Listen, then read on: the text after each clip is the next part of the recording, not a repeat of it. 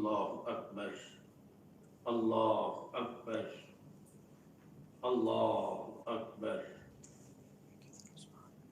لبیک لبیک لبیک یا رسول اللہ صلی اللہ علیہ وسلم۔ الحمد للہ وحدہ والصلاة والسلام على من لا نبی بعدہ وعلى آلہ وأصحابہ الذین اوفوا عہدہ،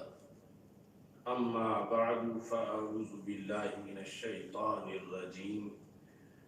بسم اللہ الرحمن الرحیم۔ قل هو اللہ احد اللہ الصمد لم یلد ولم یولد ولم یکن له کفوا احد۔ صدق اللہ العظیم وصدق رسوله النبی الکریم الامین۔ ان اللہ وملائکتہ یصلون علی النبی یا ایہا الذین آمنوا صلوا علیہ وسلموا تسلیما۔ الصلاة والسلام علیکہ یا سیدی یا رسول اللہ وعلی آلک واصحابک یا حبیب اللہ۔ الصلاة والسلام علیکہ یا سیدی یا خاتم النبیین وعلی آلک واصحابک یا سیدی یا خاتم المعصومین۔ مولاي صل وسلم دائما ابدا على حبيبك خير الخلق كلهم، منزه عن شريك في محاسنه فجوهر الحسن فيه غير منقسم، محمد تاج رسل الله قاطبة، محمد صادق الأقوال والكلم، محمد ذکرہ روح لأنفسنا، محمد شکرہ فرد علی الامم۔ رب صل وسلم دائما ابدا علی حبیبک خیر الخلق کلہم۔ اللہ تبارک و تعالی جل جلالہ وعم نوالہ وتم برہانہ وعظم شانہ، زینت بزم کائنات، دستگیر جہاں، غم گسار زماں،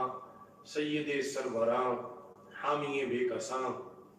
قائد المرسلین، خاتم النبیین، احمد مجتبی، جناب محمد مصطفیٰ صلی اللہ علیہ وآلہ واصحابہ وبارک وسلم کے دربار گوہر بار میں ہدیہ درود و سلام عرض کرنے کے بعد، السلام علیکم ورحمۃ اللہ وبرکاتہ۔ السلام علیکم ورحمۃ اللہ وبرکاتہ۔ رب ذوالجلال کے فضل و توفیق سے تحریک لبیک یا رسول اللہ صلی اللہ علیہ وسلم اور تحریک صراط مستقیم کے زیر اہتمام حضرت شاہ جلال ریسرچ سینٹر کے اندر آج سبحان اللہ سیمینار کا انعقاد کیا جا رہا ہے۔ میری دعا ہے خالق کائنات جل جلالہ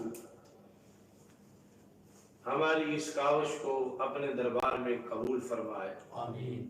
اور ہمیں تقدیس الوہیت، تنزیہ باری تعالی کے لحاظ سے جو ہم پر فرض عائد ہوتا ہے اسے بطریق احسن نبھانے کی توفیق عطا فرمائے۔ قرب قیامت کے فتنوں کی جو کثرت ہے، وہ فتنے اس حد تک بڑھ چکے ہیں کہ جو بلاسفیمک کلچر ہے، اللہ والوں کے خلاف بلاسفیمی کرنے والے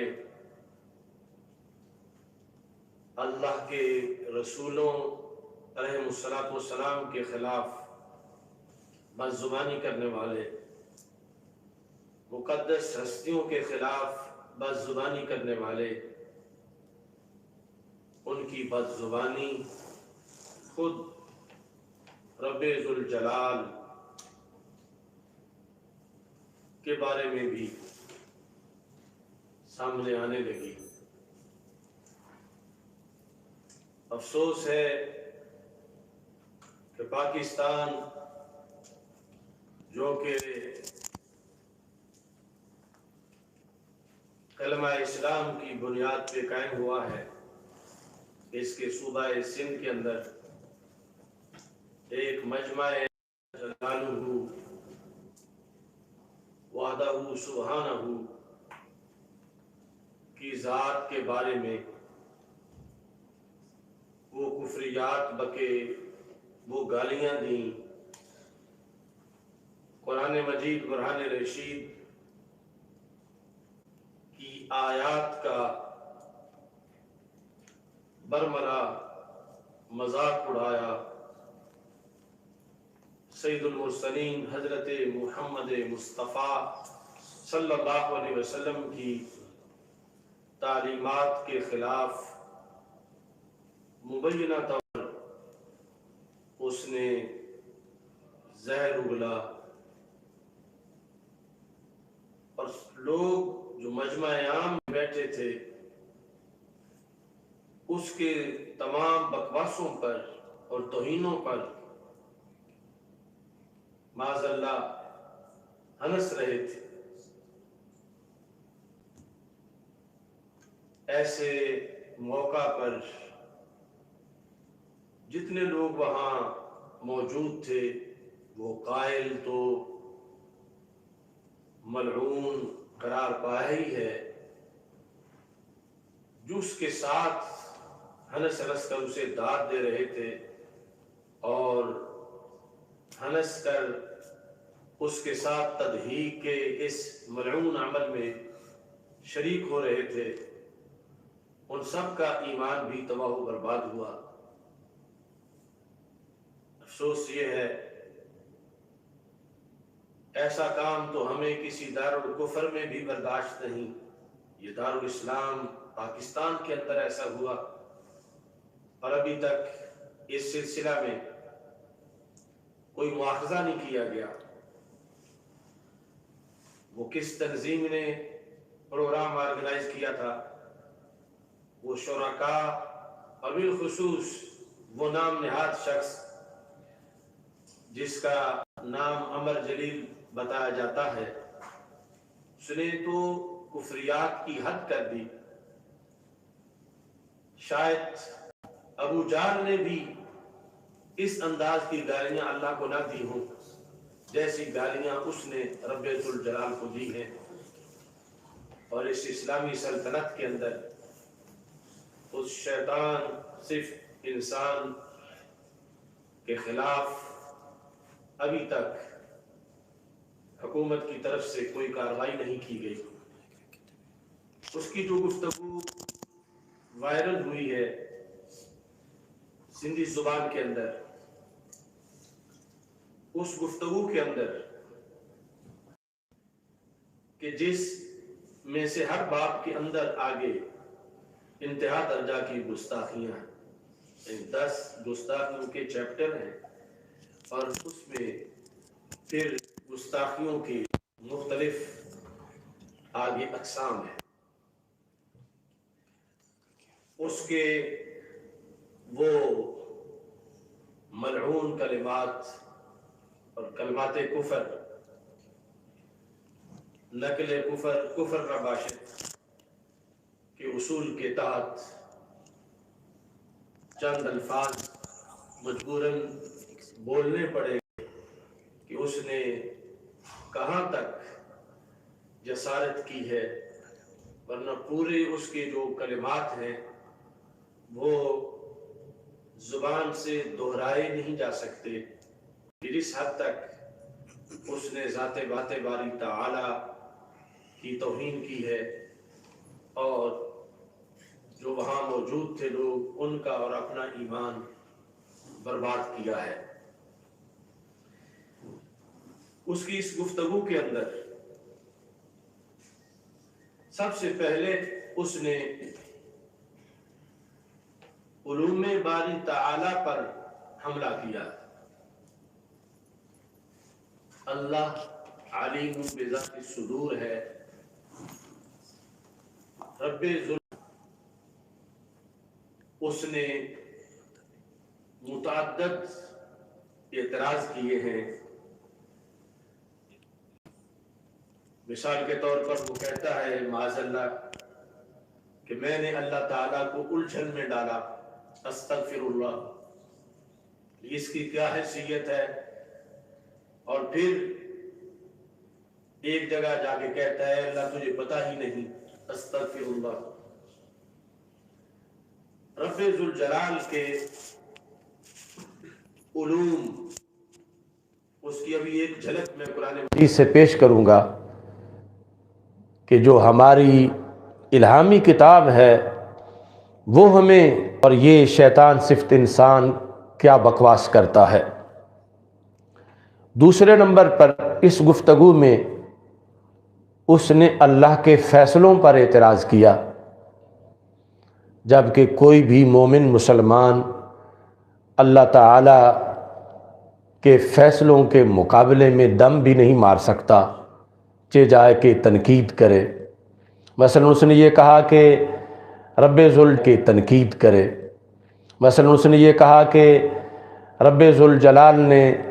صرف مردوں کو نبی کیوں بنایا ہے، عورتوں کو بھی نبی بناتا۔ اس نے کچھ عورتیں 10-15 بشارت کی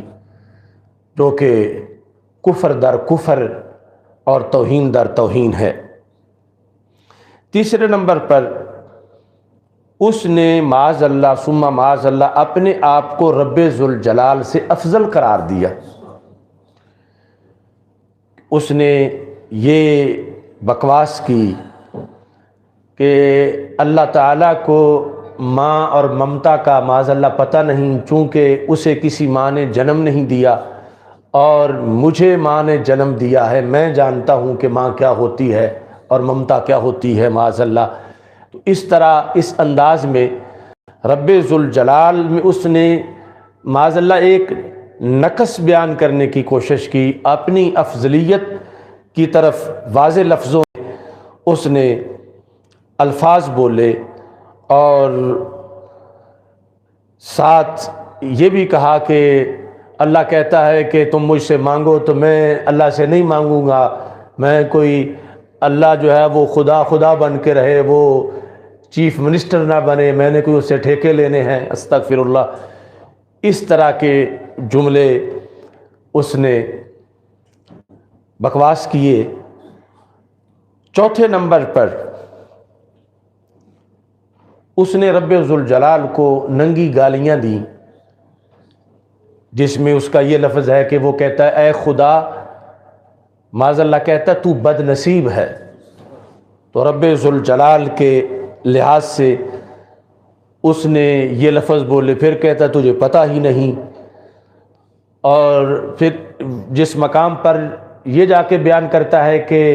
اللہ جو ہے وہ سنگل ہے، یعنی چھڑا چھانڈ ہے، اللہ کی بیوی نہیں، تو وہاں یہ کہتا ہے کہ جو اس طرح کہو لوگ تو اس کو شک کی نظر سے دیکھتے ہیں۔ تو یہ معاذ اللہ اتنی بڑی بڑی گالیاں اس نے اپنے گھڑے ہوئے فلسفوں کے مطابق اور اسلام کی تعلیم کے خلاف اس نے رب ذوالجلال کی ذات کو دی ہیں۔ ایسے ہی 5ویں نمبر پر اس نے رب ذوالجلال کی شان اقدس میں تنقیص یعنی کمی کے جو مختلف انداز ہیں بیان کرتے ہوئے ان کو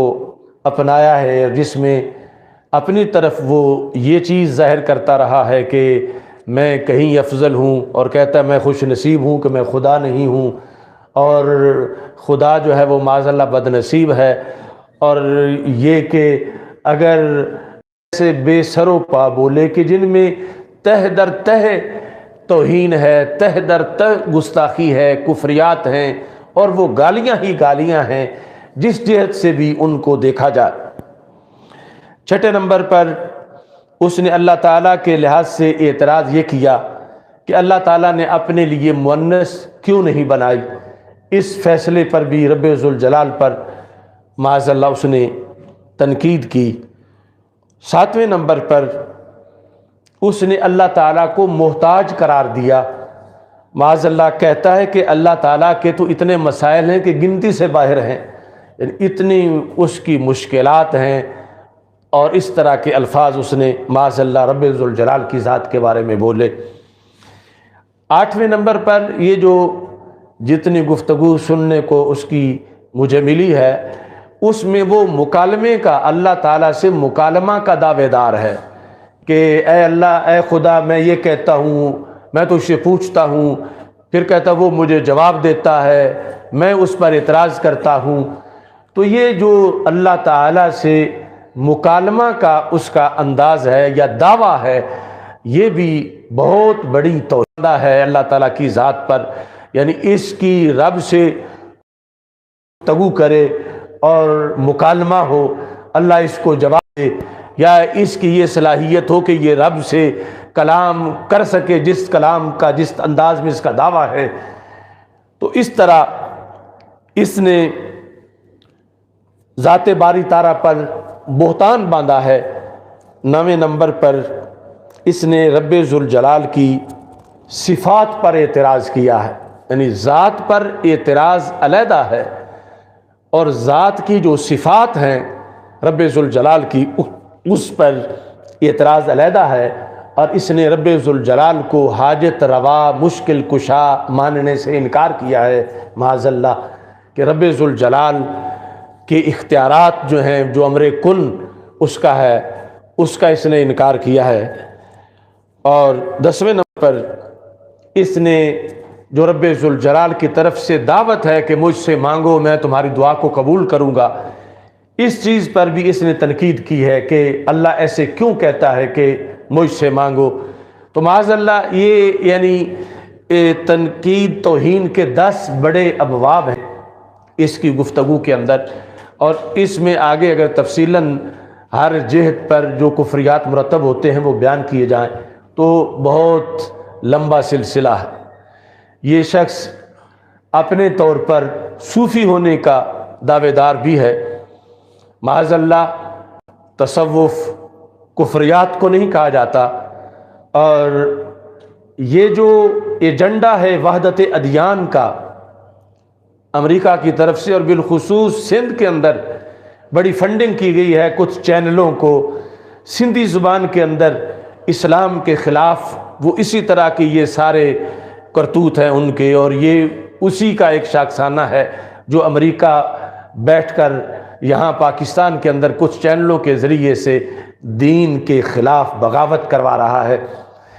یہ تصوف نہیں ہے، اس نے اپنے ایک ماحول چاہتے ہیں۔ اس نے بتایا کہ میری ماں جو ہے، یعنی یہ بتاتا کہ میں ایسا کیوں ہوں،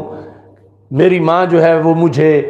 مندر میں بھی لے جاتی تھی، گرجے میں بھی لے جاتی تھی، مجلس میں بھی لے جاتی تھی، وہ ہر طرح کے لوگوں میں مجھے لے جاتی تھی، خواہ وہ کرسچن ہوں، خواہ وہ کوئی ہوں، ہندو ہوں، سکھ ہوں، اور میرا باپ بھی ماں کو روکتا نہیں تھا کہ تو میرے بیٹے کو خراب کر رہی ہے۔ تو میں نے اس ماحول میں کہ میں صوفی، میری ماں جو ہے وہ صوفیانہ طبیعت کی تھی، اس کے بقول یہ بد دین ہونا تصوف کہتا ہے، اور پھر اپنی ماں اور اس کے لحاظ سے اپنا انداز بیان کرتا ہے۔ تو اس گفتگو کے لحاظ سے جو میں نے آپ حضرات کے سامنے رکھی ہے، اب چند ضروری وضاحتیں کہ اس کا شرعی طور پر اس نے کتنا بڑا جرم کیا ہے، اور پھر اس جرم کی سزا کیا ہے۔ اللہ کا کروڑوں بار شکر ہے کہ ہم رب ذوالجلال کی وحدانیت پر یقین رکھتے ہیں، اور خالق کائنات جل جلالہ کی ذات اور صفات کے دیے ہوئے اصولوں کے مطابق آج بھی ایمان میسر ہے۔ خالق کائنات جل جلالہ جس طرح کی اس شخص نے گفتگو کی جب جاہلیت کے اندر ابو جہل کے ٹولے کے لوگ ایسی باتیں کرتے تھے، تو اس وقت اللہ نے یہ آیت نازل کی وما قدر اللہ حق قدرہ، کہ ان لوگوں نے اپنے رب کی قدر ہی نہیں پہچانی کہ رب کی شان کیا ہے، رب کا مقام کیا ہے، رب ہوتا کون ہے۔ وما قدر اللہ حق قدرہ، جو اس کی قدر کو جاننے کا حق تھا۔ یہ لوگ اس طرح کی باتیں کرنے والے، رب کو جسم ماننے والے، رب کے لحاظ سے مؤنث کی باتیں کرنے والے، رب کے لحاظ سے اس طرح کے سارے تصورات جسمانیت کے اور مادیت کے بنانے والے، وما قدر اللہ حق قدرہ، انہوں نے قدر پہچانی نہیں کہ یہ بات رب کے موضوع پر کر رہے ہیں اور کتنی گری ہوئی بات کر رہے ہیں۔ ساتھ خالق کائنات جل جلالہ نے سورہ نوح میں یہ ارشاد فرمایا، وقار کی بات نہیں کر رہے، اپنے اللہ کی عزت اور احترام کی بات نہیں کر رہے، اللہ کے لحاظ سے تم اتنی بے ادبیاں کر رہے ہو۔ یہ للہ وقارہ کی ایک تفسیر کے لحاظ سے یہ اس وقت بھی جھنجھوڑا گیا تھا کہ ذات باری تعالی تمہارے وہم سے، خیال سے، گمان سے، تصور سے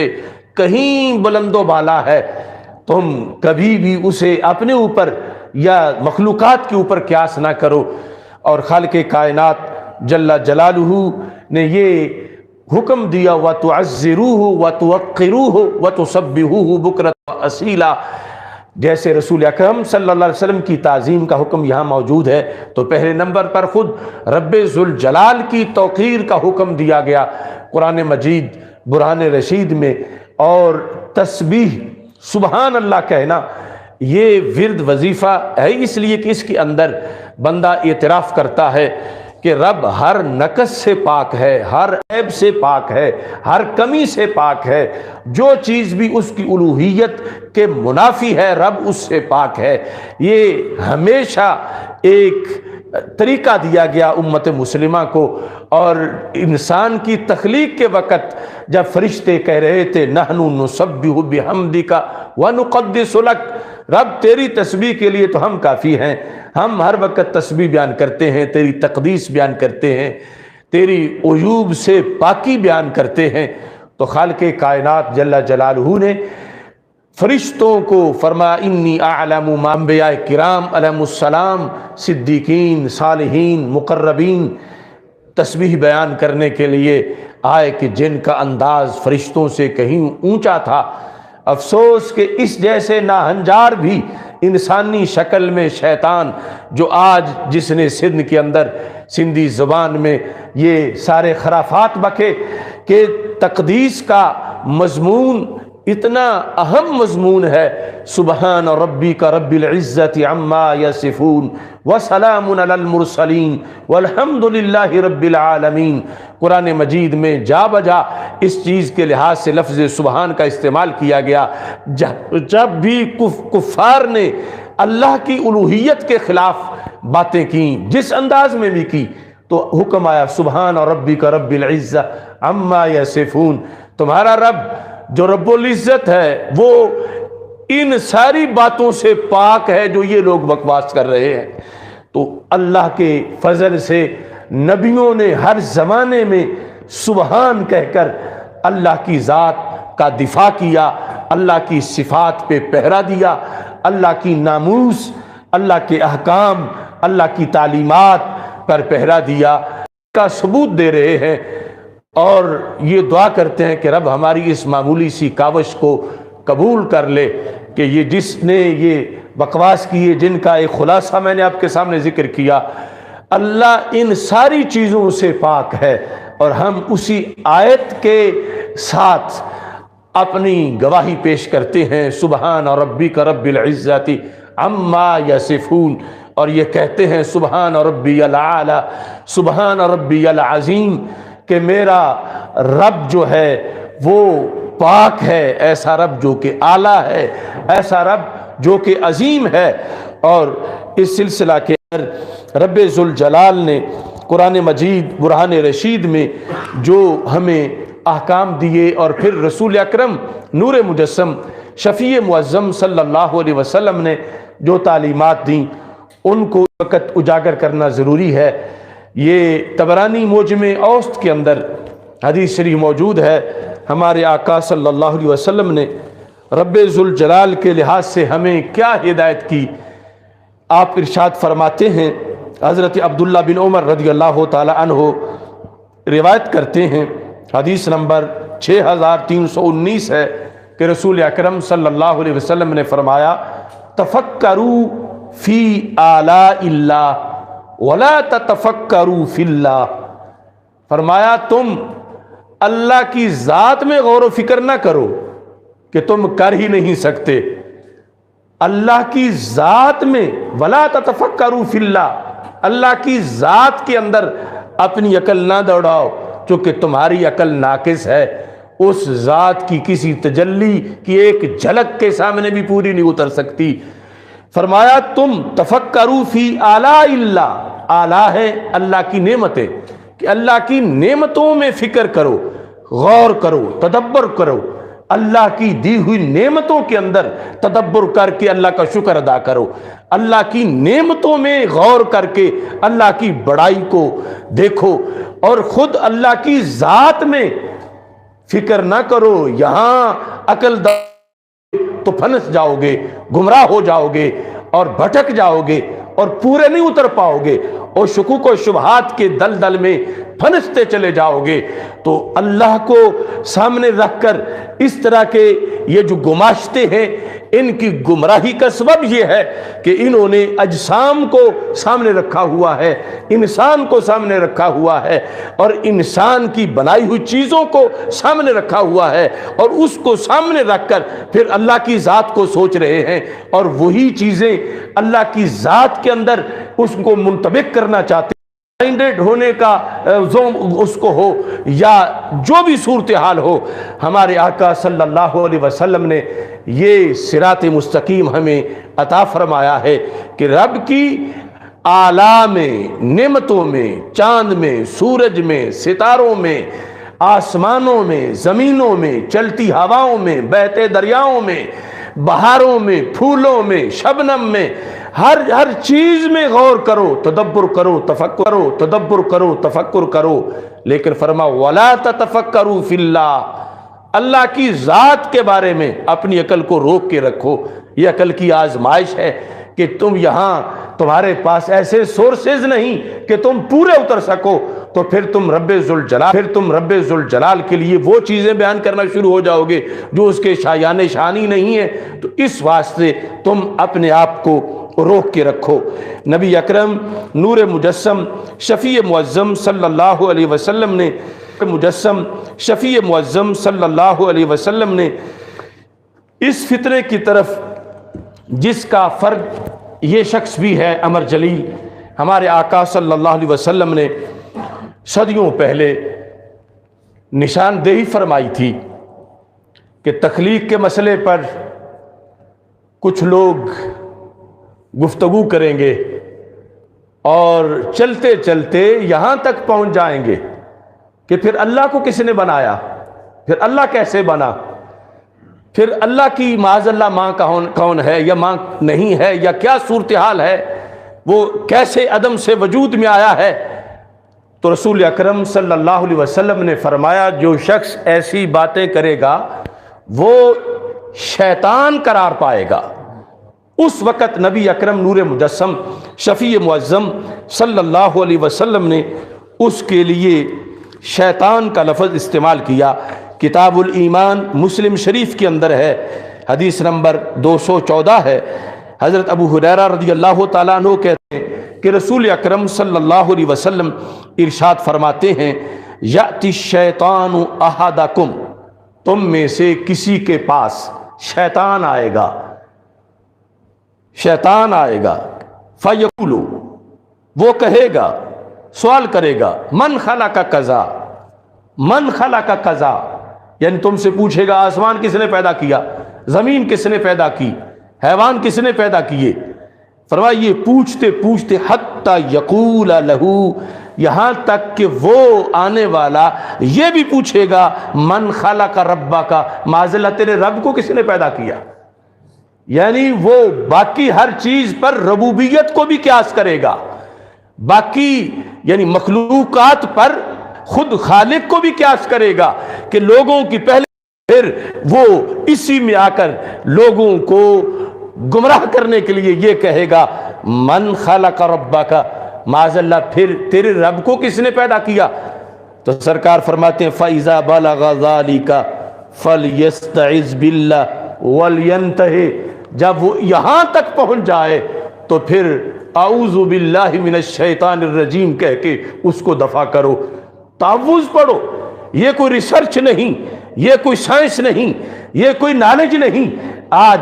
جس کو کچھ نام نہاد ریسرچ اور سائنس کے نام پر ایسے سوال اگلتے ہیں یا اگلواتے ہیں یا ایسی باتیں کرتے ہیں جس طرح کہ یہ سارا فطور اس امر جلیل نے کیا ہے، یہی سرکار نے اس بات سے روکا تھا کہ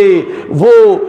تخلیق کے مسئلے پہ خالق کو مخلوق کے اوپر قیاس کرنا شروع کر دیں گے، اور وہ شیطان ہوگا انسان کی صورت میں۔ اور اس کو اگر کوئی یہ نام دیتا ہے کہ ذہن کھولا جا رہا ہے اور سوال کرنا بڑا اچھا ہوتا ہے، تو ہمارے آقا صلی اللہ علیہ وسلم نے فرمایا کہ رب کی ذات ایسی ذات ہے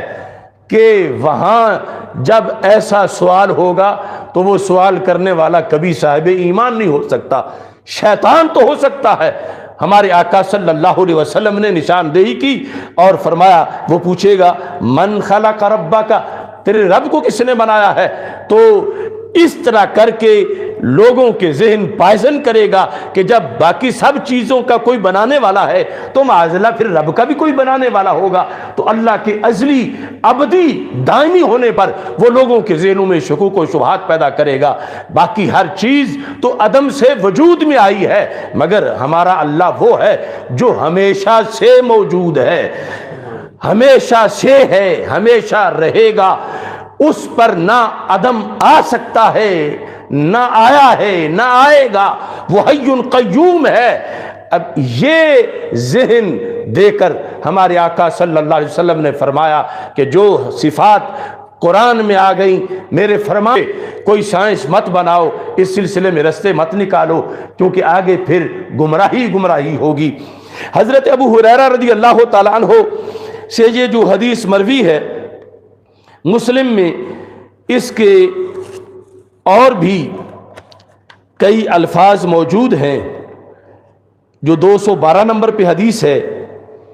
اس میں رسول اکرم صلی اللہ علیہ وسلم نے یہ الفاظ ارشاد فرمایا، لا یزال الناس یتساءلون، لوگ ہمیشہ ایک دوسرے سے سوال کرتے رہیں، مگر سوال جہنم کا رستہ بھی ہے۔ لا یزال الناس یتساءلون، لوگ ہمیشہ سوال کرتے رہیں گے، سلسلہ سوال کا جاری رہے گا۔ کب تک؟ فرمایا یہاں تک کہ یہ سوال بھی ہوگا، حتی یقال، یہاں تک کہ یہ کہا جائے گا ھذا خلق اللہ الخلق، یہ مخلوق تو رب نے پیدا کی، فمن خلق اللہ، اللہ کو کس نے پیدا کیا؟ معاذ اللہ۔ یہ سوال بھی ہوگا لوگوں کے اندر۔ فرما فمن وجد من ذلک شیئا، جس زمانے میں ایسی بات ہونے لگے اور اس سے کوئی یہ سوال ہے فلیقل آمنت باللہ، تو اگلا بندہ یہ لفظ بول لے آمنت باللہ، کہ میں تو اللہ پہ ایمان لایا ہوں، میرا اللہ پہ ایمان ہے، میں تیرے سوال کو نہیں سنوں گا، میں تیری مجلس سے واک آؤٹ کرتا ہوں یا تو میری مجلس سے نکل جا۔ فَلْيَقُلْ آمَنْتُ بِاللَّهِ، یہ بولنے کا رسول پاک صلی اللہ علیہ وسلم نے حکم دیا۔ تو اس بنیاد پر یہ جتنے بھی بکواس ہیں امر جلیل کے میڈیا کے اوپر، یہ چونکہ سندھی کے ترجمے کے ساتھ بھی ان کو پیش کیا جا رہا ہے، تو جتنے بھی سننے والے ہیں ان کے لیے ہمارے آقا صلی اللہ علیہ وسلم کا 14 صدیاں پہلے کا حکم ہے کہ جب بھی یہ کوئی بات اس کی سنو تو کہو آمنت باللہ۔ آپ سارے میرے ساتھ مل کے اللہ آمنت باللہ، کہ ہم اللہ پہ ایمان لائے ہیں جو احد ہے، صمد ہے، لم یلد ولم یولد ہے، جس کی صفات سے قرآن بھرپور ہے، ہم اس پر ایمان لائے ہیں۔ حضرت ابو ہریرہ رضی اللہ تعالی عنہ، آپ نے اس سلسلہ میں ایک، چونکہ یہ تھی غیب کی خبر، رسول پاک صلی اللہ علیہ وسلم غیب کی خبر دے رہے تھے کہ ایسا ہوگا، مستقبل میں ایسا ہوگا، کہ سوال کرتے کرتے یہ بھی سوال ہوگا۔ اور حضرت ابو ہریرہ رضی اللہ تعالی عنہ جب محفل میں بیٹھے تھے تو سرکار فرماتے یأتی الشیطان احدکم، تم میں سے ایک کے پاس ایسا شیطان آئے گا، اور دوسرا فرمایا کہ ہمیشہ سوال جاری رہے گا۔ تو اس میں ایک جہت تو حدیث سے یہ پتہ چلی کہ حضرت ابو ہریرہ رضی اللہ تعالی عنہ اور ان کے سمیت جتنے لوگ ہیں انہیں بھی کسی ایسے سائل کا سامنا کرنا پڑ جائے گا۔ سرکار آزمائش تھی، اس کا ذکر کیا۔ تو ہمارے آقا صلی اللہ علیہ وسلم کی ذات کے لحاظ سے جو ہم اہل سنت و جماعت کا علم غیب کا عطائی علم غیب کا عقیدہ ہے، اس کا بھی یہاں اس بات اگلی حدیث میں کہ جو خبر دی تھی ہمارے آقا صلی اللہ علیہ وسلم نے کہ بیٹھے ہوئے لوگوں تم میں سے کسی کے پاس، ایک کے پاس شیطان آئے گا۔ حضرت ابو ہریرہ رضی اللہ تعالی عنہ نے اپنی زندگی کے اندر وہ موقع دیکھ لیا اور کہا کہ سچ فرمایا تھا ہمارے رسول صلی اللہ علیہ وسلم نے، آپ نے پہلے ہی مجھے متنبہ کر دیا تھا۔ یہ حدیث بھی کتاب الایمان کے اندر مسلم شریف میں موجود ہے، حدیث نمبر 205 ہے، جس میں لکھا ہے ان ابی ہریرہ قال قال لی رسول اللہ صلی اللہ علیہ وسلم، کہتے ہیں مجھے نبی اکرم صلی اللہ علیہ وسلم نے یہ ارشاد فرمایا لا یزالون یسألونک، لوگ تجھ سے مسلسل سوال کرتے رہیں گے، تجھ سے، یا ابا ہریرہ لا یزالون یسألونک، لوگ ہمیشہ تجھ سے پوچھا کریں گے، حتی یقولوا، یہاں تک کہ وہ کہیں گے ھذا اللہ فمن خلق اللہ، کہ یہ اللہ کی شانیں تو ہم نے پڑھی ہیں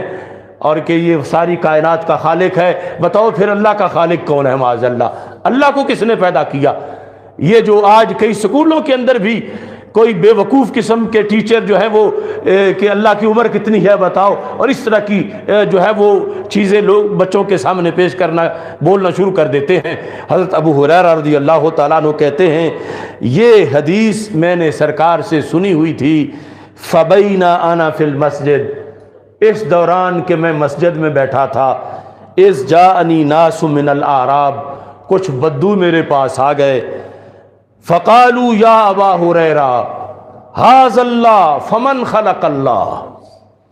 حضرت ابو ہریرہ رضی اللہ تعالیٰ ابھی زندگی میں کہتے ہیں کہ کچھ بدو آ گئے، جب میرا فتویٰ چلتا تھا اور دنیا دور دور سے آ کے ابو ہریرہ کو ڈھونڈ کے مسئلہ پوچھتی تھی، انہوں نے مجھ سے یہ کہا کہ وہی لفظ کے مسئلہ پوچھتی تھی، انہوں نے مجھ سے یہ کہا کہ وہی لفظ ہو جو سرکار نے بولے تھے، ھذا اللہ فمن خلق اللہ، کہ یہ اللہ ہے تو اللہ کو معاذ اللہ کس نے پیدا کیا ہے؟ آپ فرماتے ہیں جب انہوں نے پوچھا فآخذ حسن بکفہ فرماہم، ابو ہریرہ جو مسئلہ پوچھنے والوں کو کہتے تھے مرحبا بطالب العلم، کہ میں فآخذ حسن بکفی فرماہم، ان پوچھنے والوں کو وہ کنکریاں ماریں، ثم قال قوموا،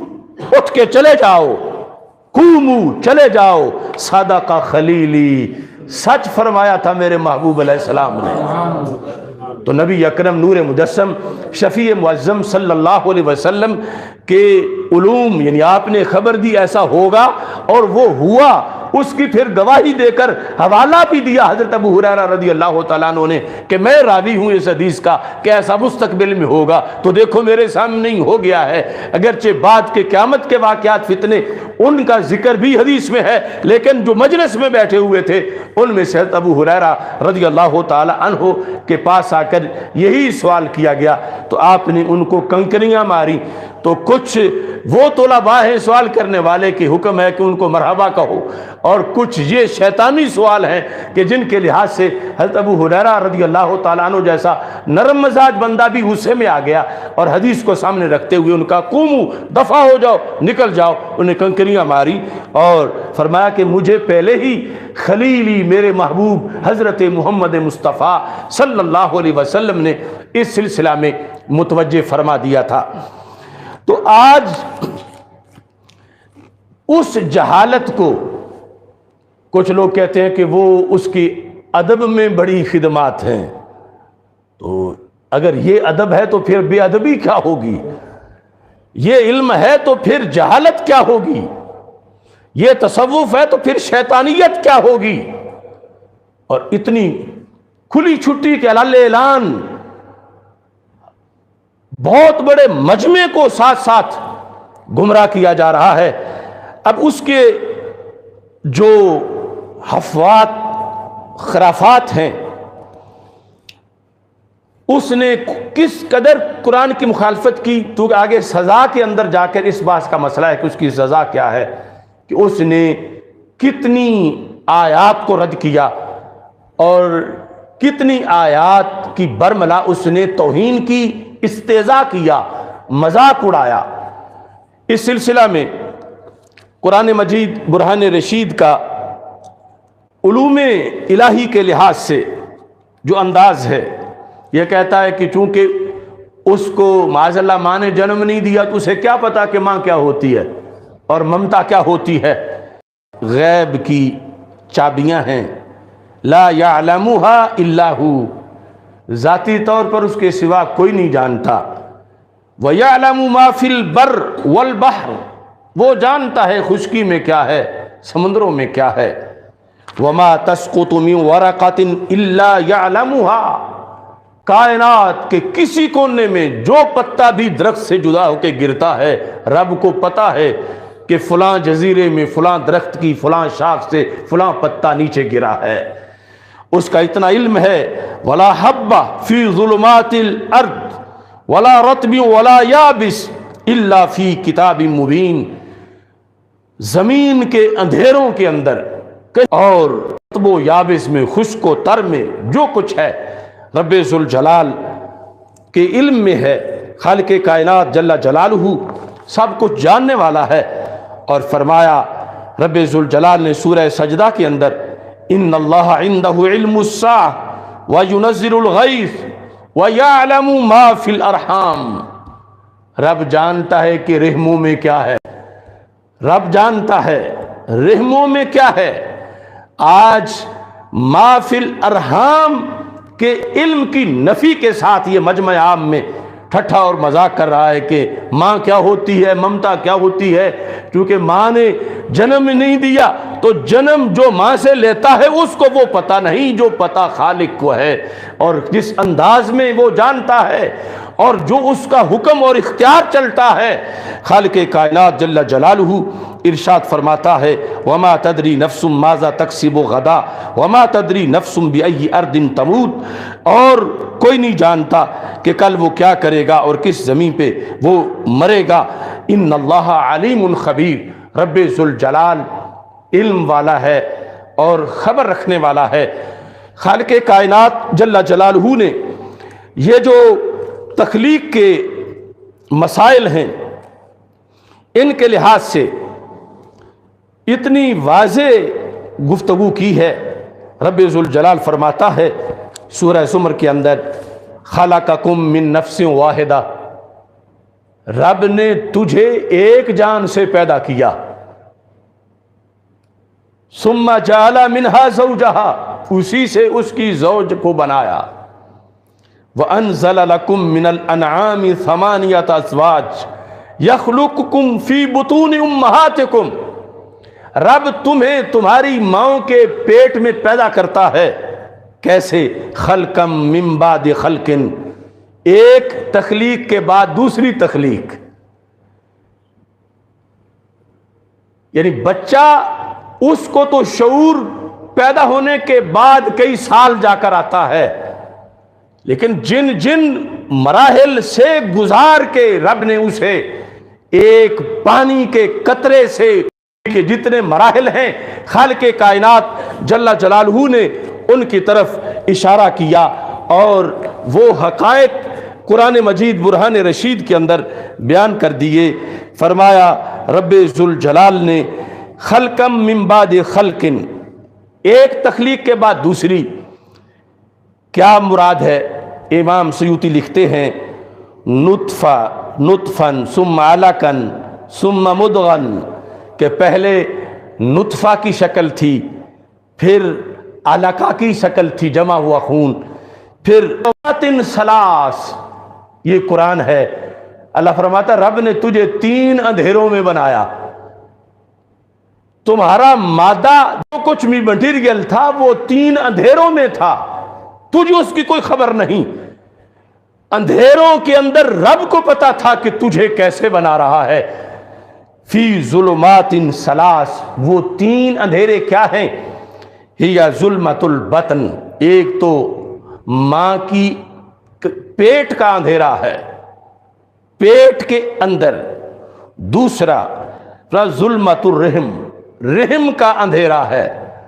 تیسرا ظلمت المشیمہ، کہ وہ تھیلی جس کے اندر بچہ ہے وہ باریک پردہ رحم کے علاوہ رحم کے اندر، اس کے فرمائیے 3 اندھیروں میں رب نے تمہاری تخلیق کی ہے، تم کیسے باتیں کر سکتے ہو؟ اللہ فرماتا ضرب لنا مثلا ونسی خلقہ، ہمیں مثالیں دیتے پھرتے ہیں اور اپنی تخلیق کو بھول گئے ہیں، اور یہ میری قدرت کے مقابلے میں باتیں لا رہے ہیں۔ رب ذوالجلال فرماتا ہے ذالکم اللہ ربکم، یہ ہے تمہارا رب، یعنی یہ بیان کر کے کہ رب نے تجھے خلقم من بعد خلقن پیدا کیا، فی ظلمات ثلاث، 3 اندھیروں کے اندر، 3 ظلمتوں کے اندر، پردہ، پھر رحم کا، پھر اس کے بعد کا پردہ۔ فرمایا ذالکم اللہ ربکم، جو اس طرح اندھیروں کے اندر بنائے اور نقش و نگار کی کوئی کا مقابلہ نہ کر سکے، ذالکم اللہ ربکم، یہ ہے تمہارا رب، یہ ہے تمہارا رب، لہ الملک، اس کے لیے ہے ملک، لا الہ الا ہو فانا تصرفون، کہاں تم ڈگمگاتے پھرے جا رہے ہو، کیسے تم پاگلوں والی باتیں کرتے ہو؟ رب ذوالجلال کے نظام اور تخلیق کے مقابلے 15 نبی عورتوں میں بھی بنا دیتا معاذ اللہ، اسے جس نے ماں کی ماں کی ماں کی ماں کی ماں کو پیدا کیا، ربکم و رب آبائکم، وہ تمہارا رب، تمہارے آبا کا رب، اس کے ایک ایک پانی کے قطرے سے اس نے اپنی قدرتوں سے پیدا کیا، وہ جانتا ہے، وہ سب کچھ جانتا ہے۔ اور یہ شخص جو کہہ رہا ہے کہ رب چونکہ وہ ماں سے پیدا نہیں ہوا تو اسے پتہ نہیں ہے، میں نے اس کو الجھن میں ڈال دیا، وہ میرے سوال کا جواب نہیں دے سکا، کہتا معاذ اللہ ادھر ادھر دیکھنے لگا، یہ سارے جھوٹ اللہ کے بارے میں اس نے افترا کر کے اس طرح کی بولے، اور خالق کائنات جل جلالہ کی قدرت بول رہی ہے اگر تجھے ماں اور ممتا کا اتنا ہی پتہ ہے تو پھر تم خود عورت کیوں نہیں بنے؟ اگر تم نبوت عورتوں کو دلوانا چاہتے ہو، تمہارے نزدیک ان کی ایک ترجیح ہے، اور تم چونکہ ماں سے تم نے جنم لیا ہے تو پھر یہ تم ایسا کیوں نہ کر سکے کہ تم عورت ہوتے، تم ایسا کیوں نہ کر سکے کہ تم آج سے 5 صدیاں پہلے ہوتے، تم ایسا کیوں نہ کر سکے کہ اپنی ماں کو زندہ رکھ لیتے، تم ایسا کیوں نہ کر سکے کہ اپنے باپ کو زندہ کر لیتے، تم ایسا کیوں نہیں کر سکتے کہ کھانا کھانے کے بعد تم قضاء حاجت نہ کرو؟ وہ اپنی حالت تو دیکھو جب تمہیں ٹوائلٹ میں جا کر یہ اعتراف کرنا پڑتا ہے کہ اللہ کا نظام نہ چلے تو تم ایک سانس بھی نہیں لے سکتے۔ انما امرہ اذا اراد شیئا ان یقول لہ کن فیکون، اس کی کوئی الجھنیں نہیں ہیں، اس کے لیے کوئی مسائل نہیں ہیں، اس کے لیے کوئی مشکلات نہیں ہیں۔ انما امرہ اذا اراد شیئا، جب وہ کسی شے کا ارادہ کرتا ہے تو کیا کہتا ہے؟ کن فیکون، کن کہنے میں ہی وہ چیز ہو جاتی ہے۔ کن بھی صرف سمجھانے کے لیے ہے، ورنہ وقت اتنا بھی نہیں لگتا جتنے آ جاتی ہیں۔ اور تم اس کی الجھنیں معاذ اللہ بیان کرتے ہو۔ وہ کہتا لا یعود حفظہما، کتنے ہیں آسمان، کتنی ہیں زمینیں، کتنی ان کی وسعت ہے، فرما ان کی حفاظت اللہ کو تھکاتی نہیں ہے، کیونکہ لا تأخذہ سنۃ ولا نوم، اس کو نیند نہیں آتی، وہ تھکتا نہیں ہے، وہ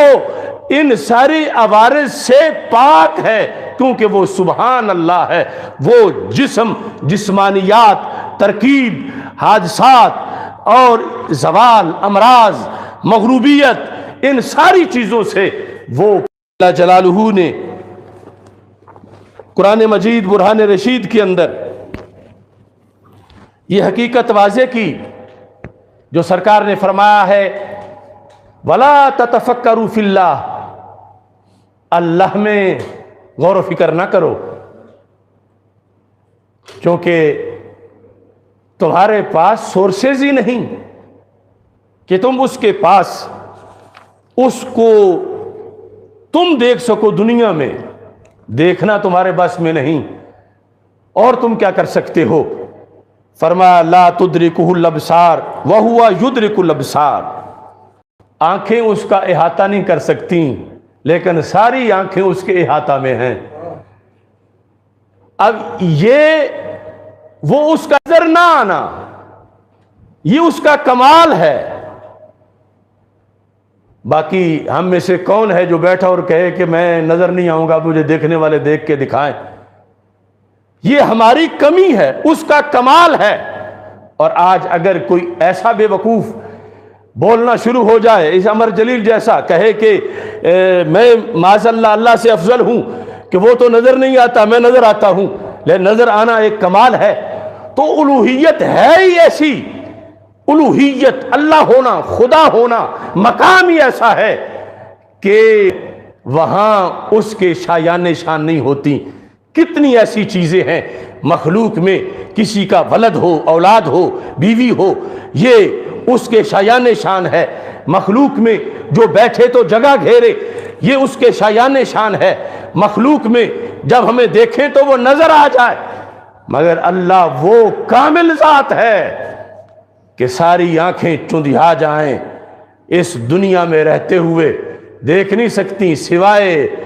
ایک آنکھ کے، جو معراج کی رات ہمارے آقا حضرت محمد مصطفیٰ صلی اللہ علیہ وسلم نے عین ذات کو دیکھا۔ تو اس بنیاد پر یعنی یہ بتایا گیا کہ خدائی مقام ہی اتنا اونچا ہے، تم کہیں اینٹ گارے پہ، دیوار پہ، مصنوعات پہ اس کو قیاس کر رہے ہو۔ اللہ تعالیٰ نے اس وقت فرمایا جب قریش مکہ نے سرکار دو عالم صلی اللہ علیہ وسلم سے پوچھا کہ یہ جو رب ہے یہ کس چیز کا بنا ہوا ہے معاذ اللہ، امن ذہب ام من الفضہ، سونے کا ہے یا چاندی کا ہے؟ تو اس وقت یہ آیت نازل ہوئی قل هو اللہ احد اللہ الصمد لم یلد ولم یولد، وہ سونے کا بھی خالق ہے، چاندی کا بھی خالق ہے، لیکن وہ احد ہے، حی القیوم ہے، واجب الوجود ہے، ہمیشہ سے ہے، ہمیشہ رہے گا، ازلی ہے، ابدی ہے، دائمی ہے۔ اور ساتھ یہ فرمایا لم یلد ولم یولد، نہ اس کا کوئی ولد ہے نہ وہ کسی کا ولد ہے۔ کہ تم ماؤں کی باتیں کرتے ہو کہ میں ماں سے پیدا ہوا ہوں، یہ تیرے شایان شایان ہے کہ تو ماں سے پیدا ہو، لیکن جو اللہ ہو اس کی ماں نہیں ہو، وہ عدم سے وجود میں نہیں آتا۔ تم پہلے معدوم تھے، تم پہلے لاش ہے تھے، کچھ بھی نہیں تھے، پھر وجود ملا اور وہ پھر ختم ہو جائے گا۔ یہ تمہارے لیے ہے کہ تم رحم کے اندر ایک خون پی کر تم اپنی ولادت کے مراحل تک پہنچو۔ اللہ ازلی ہے، ابدی ہے، لم یلد ولم یولد۔ جب ایک مومن کو یہاں تک بتا دیا گیا تو یہ کس طرح کا جانور ہے یہ امر جلیل؟ کیا اس کو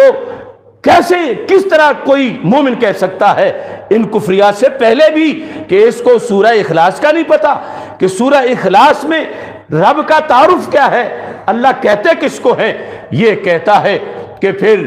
رب کو چاہیے تھا کہ اپنے لیے معاذ اللہ مؤنث بناتا، اس نے مؤنث کیوں نہیں بنائی؟ تو اللہ فرماتا ہے وَلَمْ يَكُنْ لَهُ كُفُوًا أَحَدٌ، اس کے جوڑ کا ہے ہی کوئی نہیں۔ اس کی شان یہ ہے کہ اس کی زوجہ نہیں ہے، یہ اس کا مقام ہے، یہ اس کی شان ہے، یہ اس کی عظمت ہے، یہ اس کی وحدانیت ہے، یہ اس کی ابدیت ہے، ازلیت ہے۔ اور یہ عورت ہونا، پھر آگے اولاد ہونا، یہ تو ان کے ہیں کہ جہاں حدوث ہے، زوال ہے، فنا ہے، جہاں پر ختم ہو جانے کا سلسلہ ہے، جہاں پر مرض آتے ہیں، اور پھر آگے تناسل کے لحاظ سے اولاد اور اس طرح کے معاملات جو ہیں وہ رکھے گئے۔ فرمایا وہ ازلی ابدی ہے، اس کے لیے عیب ہے کہ بیوی ہو، اس کے لیے عیب ہے کہ ولد ہو، وہ محتاج نہیں کسی کا۔ اس بنیاد پر وہ عظمت، وہ اعلیٰ، اور قرآن مجید برہان رشید کے اندر خالق کائنات جل جلالہ نے بیان کر دی وَقَالُوا اتَّخَذَ الرَّحْمَنُ وَلَدًا، کہا کہ اللہ فرماتا ہے یہ ابو جہل کا ٹولہ کافر مشرک یہ کہتے ہیں کہ رب کی اولاد ہے، فرشتوں کو اللہ کی بیٹیاں کہتے ہیں۔ تو اللہ تعالیٰ نے کیا جواب دیا؟ فرمایا سبحانہ، رب پاک ہے اس سے۔ وہی اولاد جو مخلوق کی شان ہے، اور خالق کہتا ہے میری شان ہے اولاد سے پاک ہونا۔ سبحانہ، اللہ پاک ہے اولاد سے۔ بل عباد مکرمون، یہ فرشتے اللہ کی بیٹیاں نہیں، اولاد نہیں، بلکہ عزت والے بندے ہیں۔ تو خالق کائنات جل جلالہ نے واضح کیا کہ رب کے لیے جو تمہارا عقیدہ ہونا چاہیے وہ یہ چیزیں سامنے رکھ کے ہونا چاہیے کہ خالق کائنات جل جلالہ نے اپنا تعارف خود قرآن مجید میں کروایا، اور اس کے لحاظ سے بار بار سبحانہ سبحانہ بول کر یہ واضح کر دیا کہ وہ تمہارے پاس سورسز ہیں ہی نہیں کہ جن کی قیاس کرتے ہوئے اس پر اس کے لحاظ سے کوئی آگے معاذ اللہ فیصلے کرنا شروع ہو جاؤ یا حکم بیان کرنا شروع ہو جاؤ۔ خالق کائنات جل جلالہ نے قرآن مجید برہان رشید کے اندر اس چیز کو بھی بیان کیا۔ فرمایا لو اراد اللہ ان یتخذ ولدا، کہ وہ اولاد پکڑے، اس چیز کا اللہ ارادہ کرتا تو فرمایا وہ اپنی مخلوق میں سے جسے چاہتا چن لیتا، اگر ارادہ کرتا۔ آگے کیا ہے؟ فرمایا سبحانہ، اللہ پاک ہے اس سے کہ اس کی اولاد ہو۔ اگر اللہ چاہتا تو پھر بیٹیاں کیوں، بیٹے ہوتے۔ لو اراد اللہ ان یتخذ ولدا لاصطفى مما یخلق ما یشاء، دانیت میں فرق آتا ہے کہ جو ولد ہے وہ والد کی جنس کا ہوتا ہے، تو پھر آگے کئی تنقیصیں لازم آتی ہیں۔ تو اس بنیاد پر خالق کائنات جل جلالہ نے اس انداز میں بھی اس چیز کو رد کیا قرآن مجید برہان رشید کے اندر کہ فرمایا رب ذوالجلال نے اس معاملہ کے اندر تم کیسے اس کے لیے یہ قول کرتے ہو کہ اس کی اولاد ہے؟ بدیع السماوات والارض، پیدا کیا ہے اس نے زمین و آسمانوں کو، یعنی اتنی مہارت اس کو پہلے کوئی نمونہ نہیں تھا۔ یہ ہے بدیع ہونے کا مطلب، بدیع السماوات والارض انا یکون لہ ولد۔ ادھر تو زمین و آسمان کا خالق ہے، اور ادھر فرمایا اس کا ولد کیسے ہو، اس کی اولاد کیسے ہو؟ ولم تکن لہ صاحبہ، اس کی تو بیوی ہی نہیں ہے۔ ولم تکن لہ صاحبہ، جب یہ قرآن کہہ رہا ہے تو یہ امر جلیل اس حکم کے مقابلے میں آگے رب ذوالجلال کا مسئلہ بیان کر رہا ہے کہ رب کا یہ مسئلہ ہے کہ اس کی بیوی نہیں ہے، اور جو چھڑا چھانڈ وہ لوگ اس کو شک کی نگاہ سے دیکھتے ہیں معاذ اللہ۔ تو اللہ نے اپنی یہ شان بیان کی، اور یہ شخص قرآن کا رد کر رہا ہے، قرآن کی آیت کا رد کر رہا ہے۔ رب ذوالجلال نے نفی کی ولد کی، نفی کی بیوی کی، فرمایا ولم تکن لہ صاحبہ، اللہ کی صاحبہ نہیں ہے، اللہ کی بیوی نہیں ہے، جب بیوی نہیں تو ولد کیسے ہوگا؟ اور فرما وَخَلَقَ كُلَّ شَيْءٍ، لیکن پیدا اس نے ہر شے کی ہے۔ لوگوں کے لیے کروڑوں کی کروڑوں بیویاں، وہ ہر چیز پیدا اس نے کی ہے، لیکن اپنے لحاظ سے اس کی شان وراء الورا ہے، اور انسانی عقل وہاں تک نہیں پہنچ سکتی۔ تو جو چیزیں اللہ نے ازلی کلام میں اس وقت میں بیان کر دی، آج کس کی مجال ہے کہ وہ آگے دم مارے؟ کس کی حیثیت ہے کہ وہ پھر اس پر مذاق اڑائے مجمع میں لوگوں کے اندر بیٹھ کر، اور پھر رب ذوالجلال کے بارے میں معاذ اللہ بد نصیب کے لفظ اور اس طرح کے لفظ بولے؟ ہم تو یہ کفار کے اندر بھی تصور نہیں کر سکتے تھے کہ کسی کافر ملک میں کوئی ابو جال جیسا کافر بھی ایسا کہتا ہو، جس طرح کے کفریات اس شخص نے بکے ہیں، اور ابھی تک کسی کے کان پر جو ہی نہیں رینگ رہی۔ اور پھر افسوس ہے ان کے لحاظ سے، ہم نے جو بیان کیا پیر میر علی شاہ صاحب رحمۃ اللہ علیہ کی تصفیہ سے، وہ تو مسئلہ ختم نبوت تھا، توہین ہرگز نہیں تھی، اور نہ ہی کوئی قیامت تک ثابت کر سکتا ہے۔ تو وہاں کس کی انگیخت پر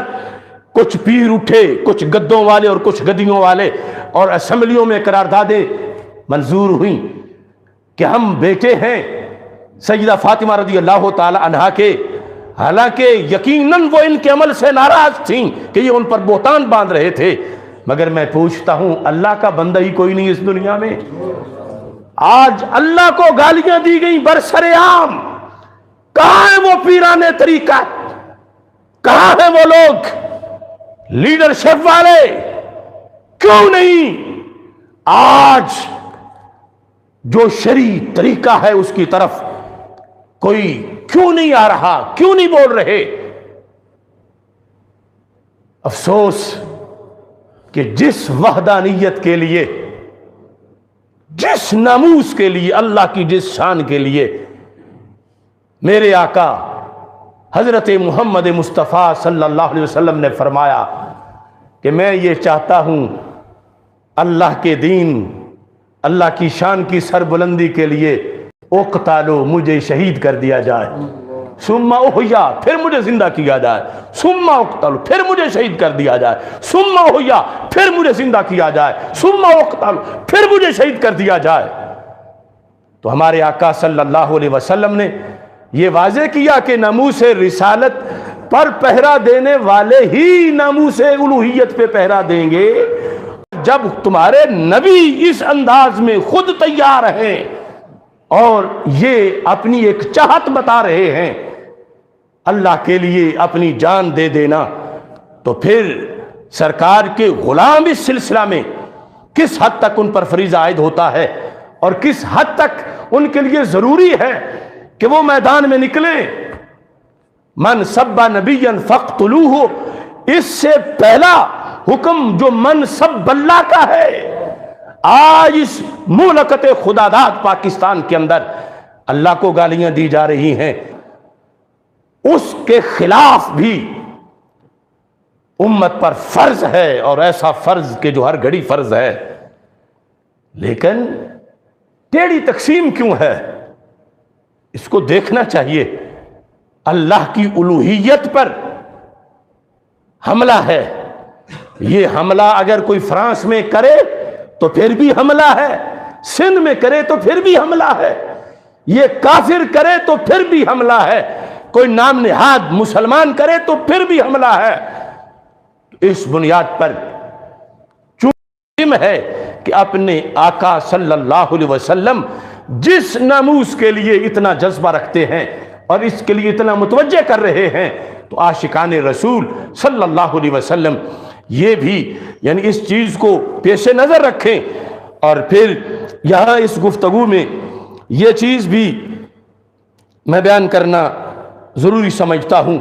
جب یہ کہہ رہا ہے کہ 10-15 نبی کیوں نہیں رب نے بنائے، اور پھر اس چیز پہ اڑ رہا ہے کہ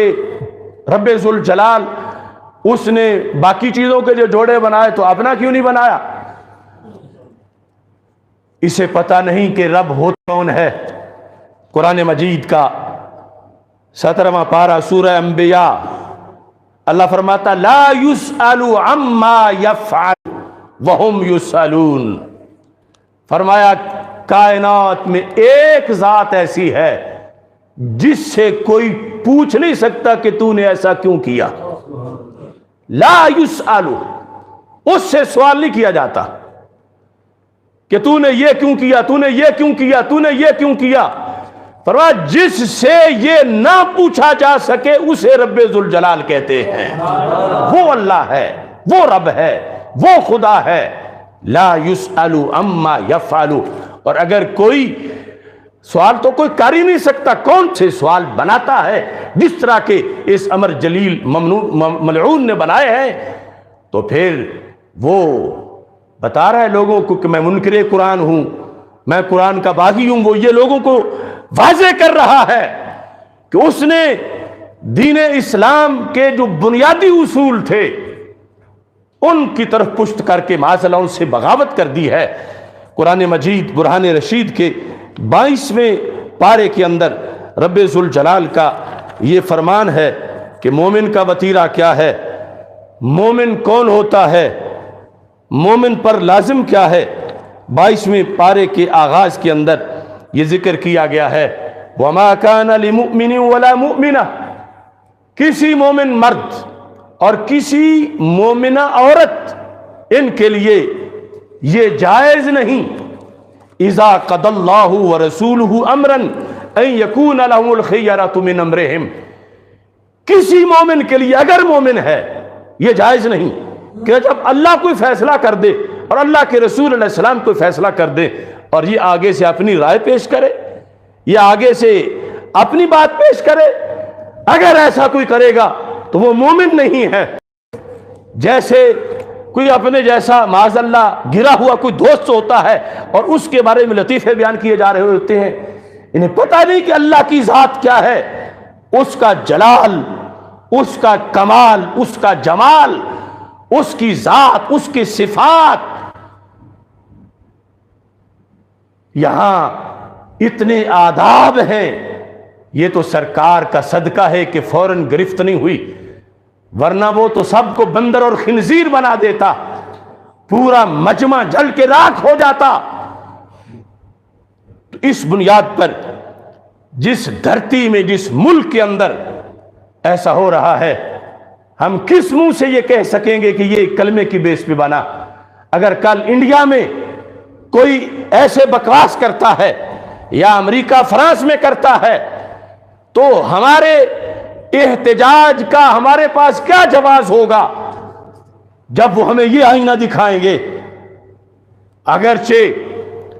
دنیا کے جس کونے کے اندر بھی اسلام کے خلاف کوئی بولتا ہے، قرآن کے خلاف کوئی بولتا ہے، ہمیں اقوام متحدہ کے کسی جواز کی ضرورت نہیں احتجاج کے لیے. ہر ملک ملک ماس کہ ملک خدائے ماس، ہر ملک ہمارا ملک ہے کیونکہ وہ ہمارے خدا کا ملک ہے. تو کہیں بھی ہم توہین نہیں ہونے دیں گے دنیا کے کسی گوشے کسی چپے پر. مگر یہ نام نہاد روشن خیالی، یہ لبرلزم، یہ پڑھے لکھے ابو جال، یہ انسانی روپ میں شیطان، ان کے خلاف آخر کب کوئی قدم اٹھایا جائے گا؟ دن دہاڑے آئے دن ایسی وارداتیں ہو رہی ہیں اور قانون خاموش ہے، قانون کے ہاتھ باندھے ہوئے ہیں، قانون پر سکتہ طاری ہے. تو پاکستان کے اداروں کو سوچنا چاہیے کہ یہ ہے سب سے بڑی دہشت گردی. جو رب کو گالیاں دے اس سے بڑا دہشت گرد کون ہوگا؟ ایسے دہشت گردوں کا خاتمہ اولین ضروری ہے. ان آیات میں جو کچھ وہ بار بار مختلف طریقوں سے توہین کرتا رہا، قرآن مجید برہان رشید کی آیات کے ساتھ اس نے مذاق اڑایا. وہ کہتا ہے کہ رب یہ کیوں کہتا ہے مجھ سے مانگو؟ تو اسے یہ خبر نہیں کہ رب ذوالجلال کہ امر کن سے کائنات کا نظام چلتا ہے. اور اس کا حکم ہے قرآن مجید برہان رشید میں، وہ فرماتا وَإِذَا سَأَلَكَ عِبَادِي عَنِّي فَإِنِّي قَرِيب فَإِنِّي قَرِيب، تو بتا دو میں قریب ہوں، اجیب دعوت الداعی اذا دعان،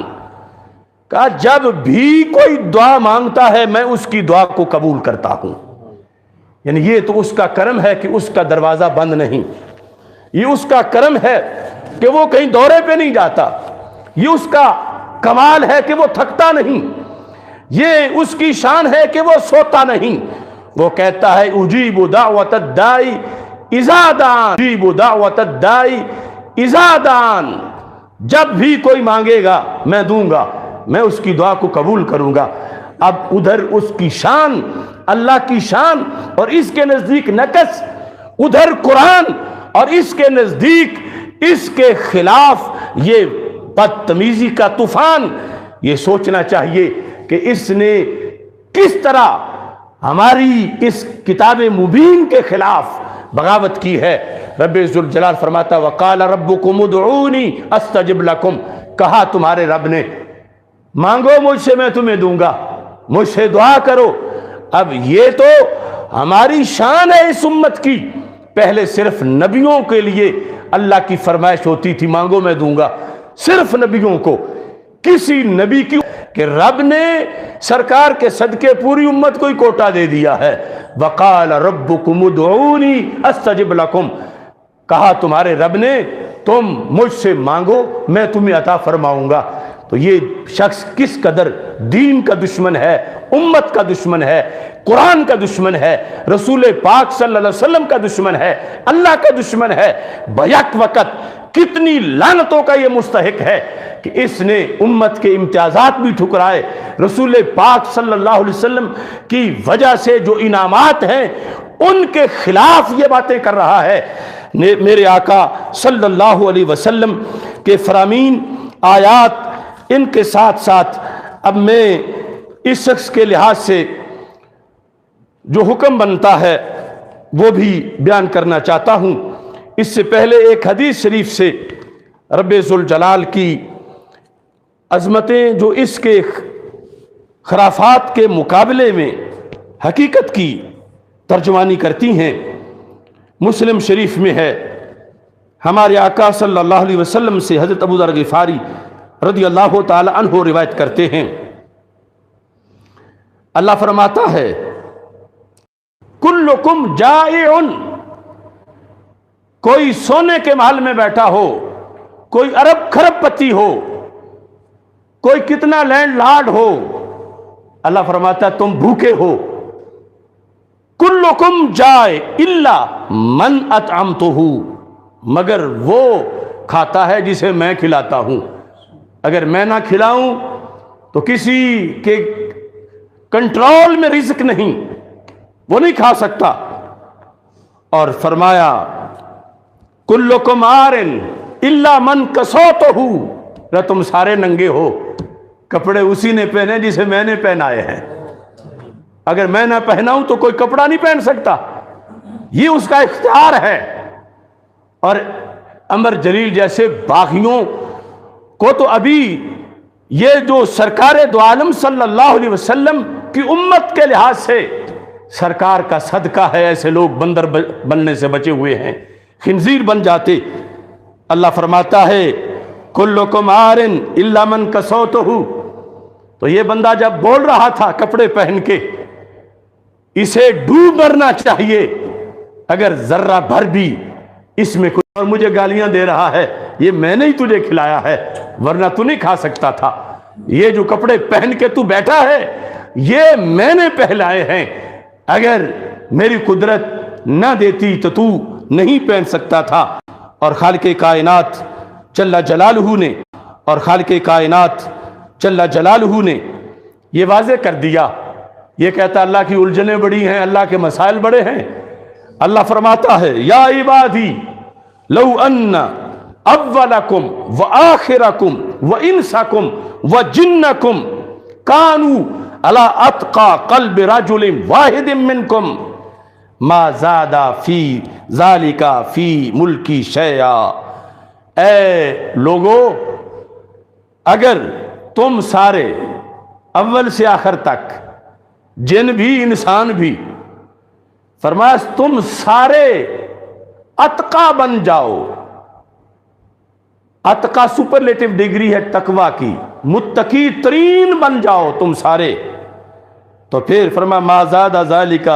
فی ملکی شیئا، اس سے تم میرے ملک یا ملک میں کوئی اضافہ نہیں کر پاؤ گے، میں اتنا بے نیاز ہوں. یعنی یہ اس طرح کے بغوتر آج یعنی نماز روزے پر تدحیق سے، توہین سے دین پر، یعنی یہ شو کرتے ہیں کہ اللہ کو ہمارے سجدوں کی بڑی ضرورت ہے، اس کو بڑی حاجات ہیں. تو خالق کائنات کسی کا محتاج نہیں. یا عبادی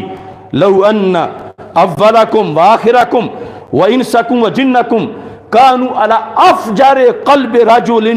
واحد منکم ما نقص ذالک من ملکی شیئا. فرمایا اگر تم خدا نخواستہ سارے کے سارے، جو سارے لوگوں میں سے فاسق و فاجر بندہ ہے، اس کے دل پر تم سارے ہو جاؤ، پر رب کا تم کچھ بگاڑ نہیں سکتے. وہ ایسا غنی العالمین ہے، اس کو تم کوئی کمی نہیں دے سکتے. ما نقص ذالک من ملکی شیئا. اور پھر فرمایا یا عبادی لو ان اولکم وآخرکم وانسکم وجنکم قاموا فی صعید واحد، اگر پہلے انسان سے لے کر آخری انسان تک اور پہلے جن سے لے کر آخری جن تک، ساری انسانیت اور سارے جن کسی بہت بڑی گراؤنڈ میں اکٹھے ہو جائیں، جتنے دنیا میں اول سے مر چکے ہیں، جو پیدا ہوں گے، سارے کے سارے اللہ فرماتا ہے سب اکٹھے ہو جائیں اور اکٹھے ہو کے کیا کریں؟ فَسَأَلُونِي، مجھ سے مانگیں، میرے منگتے بنے، مجھ سے دعا کریں. ہر ایک اپنی اپنی چاہت کہ مجھے رب سونے کے پہاڑ دے دے، کوئی کہتا ہے مجھے کروڑوں اونٹ دے دے، کوئی کچھ کہتا ہے، کوئی کچھ کہتا ہے. اللہ فرماتا ہے سالونی، وہ مجھ سے سوال کریں، فآتیت کل انسان مسألتہ، اور میں ہر ایک کو اس کی مانگ دے دوں، ہر ایک کی جو تمنا ہے میں اس کی پوری کر دوں، وہ جو مانگے. تو پھر فرما ما ناقص ذالک مما عندی الا کما ینقص المخیط اذا ادخل البحر. فرمایا اتنا ہی میرے خزانے میں تو کمی ہوگی کہ جس طرح سوئی کو سمندر میں ڈبو کر باہر نکالا جائے تو سوئی سے جو پانی لگے گا، یہ بھی محدثین کہتے ہیں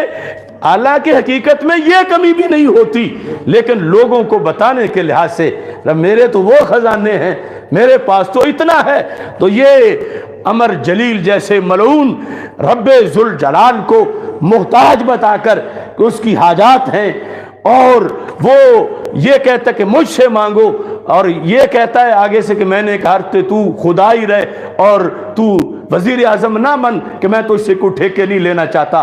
اس طرح کے بکواس کر کے رب ذوالجلال دی قرآن کی آیات کا کتنا انکار کیا، رسول اکرم صلی اللہ علیہ وسلم کی کس قدر توہین کی. یہ جن آیات کی توہین ہے، قرآن کی توہین ہے، یہ اللہ کی توہین سے پہلے رسول اللہ کی توہین ہے، نبی اکرم صلی اللہ علیہ وسلم کے قلب پرنور پر اترے ہوئے کلام کی توہین ہے. اس واسطے یہ ایک بالکل مختصر سی جھلک میں نے پیش کی کہ کہاں یہ گندا کیڑا ہے اور کہاں رب ذوالجلال کی شان ہے،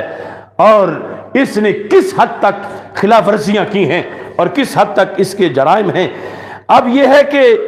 اس سلسلہ میں سزا کیا بنتی ہے. حضرت قاضی ایاز شفا شریف میں ارشاد فرماتے ہیں، اور میں علماء کو کہوں گا کہ یہ چیپٹر بھی جمعے پہ بیان کریں، اور یہ بھی از حد ضروری ہے. ہمارے اکابر نے اس سلسلہ میں کوتاہی نہیں کی. دیکھو شفا کے اندر باب ہے، کس لحاظ سے؟ باب کا عنوان الباب الثالث فی حکم سب اللہ تعالی. جس نے اللہ کو گالی دی اس کا کیا حکم ہے؟ جس نے اللہ کو گالی دی، اللہ کی توہین کی، نہ کھلی چھٹی دربار رسالت میں ہے، نہ کھلی چھٹی دربار الوہیت میں ہے۔ اور ہمارے اکابر نے مثلا مجدد دین و ملت امام اہل سنت، مجدد دین و ملت اعلی حضرت امام احمد رضا خان فاضل بریلوی ہوں، یا وہ حضرت مجدد الفسانی ہوں، وہ داتا گنج بخش حجویری ہوں، یا حضرت خواجہ غریب نواز ہوں، وہ حضرت غوث اعظم ہوں، یا حضرت امام اعظم ابو حنیفہ ہوں رحمت اللہ علیہم اجمعین، ان سارے لوگوں نے تقدیس الوہیت میں بھی پہرا دیا ہے۔ یہ ہم پہلے دن سے بتاتے آ رہے ہیں، جب عقیدہ توحید سیمینار کر رہے تھے یا ناموس رسالت سیمینار کر رہے تھے، کہ اللہ کے فضل سے ہماری گھٹی میں ہے کہ شان خدا بندی کے پہرے دار بھی ہم ہیں اور شان رسالت کے وفادار بھی ہم ہیں۔ تو اس بنیاد پر اپنا فریضہ سمجھتے ہوئے آج یہ آواز ایسے عالم میں کہ جب سکتہ طاری ہے، سناٹا چھایا ہے، اللہ کی توفیق سے رب یہ قبول کر لے، آخرت کے جواب کے لیے ہم اس کے لحاظ سے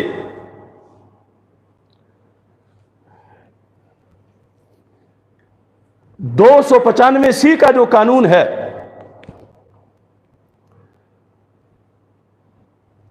وہ یقیناً آج جب بات ہوگی تو ملکی قانون کے لحاظ سے کریں گے۔ حالانکہ ہمارے ملک کے قانون میں پہلا قانون یہی ہے کہ جو بھی قانون ہوگا قرآن و سنت کے مطابق ہوگا، اور جب کچھ لوگوں نے حضرت مولا علی رضی اللہ تعالیٰ عنہ کو اللہ کہا تھا تو آپ نے کہا تم نے میرے رب کی توہین کی۔ آپ نے پہلے ان لوگوں کو قتل کیا،